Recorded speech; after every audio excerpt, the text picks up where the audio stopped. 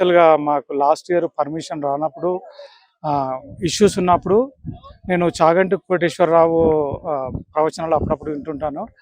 అతను చెప్పాడు, నందీశ్వరుని పర్మిషన్ లేకుండా మనం ఒక అడుగు కూడా ఇక్కడ పెట్టలేమని చెప్పారు అతను. అప్పుడు నేను నందీశ్వరుని కూడా బాగా ప్రార్థించాను. నందీశ్వర, నాకు దయచేసి ఇక్కడికి వచ్చేటట్టుగా పర్మిషన్ ఇవ్వు. అతన్ని ప్రే చేసిన తర్వాత నాకు ఎటువంటి ఆటంకాలు కలగలేదు ఇంతవరకు. దాని తర్వాత మనం ఇప్పుడు ఇక్కడికి వచ్చిన తర్వాత, ఇక్కడ అష్టపదికి వచ్చిన తర్వాత మాధవి గారు నేను ఇద్దరము ఓం చాంటింగ్ చేసాము కొంచెంసేపు. దాని తర్వాత ఓం నమ శివ చాంటింగ్ స్టార్ట్ అయిపోయింది, చేస్తున్నాము. దాని తర్వాత నేనైతే ఎక్కడికి వెళ్ళిపోయారో నాకే తెలియదు.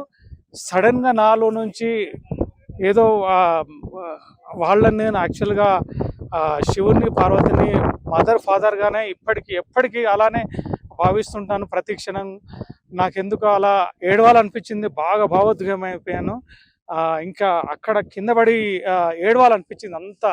నాకు ఇప్పటికి ఏడు బాగట్లేదు యాక్చువల్గా.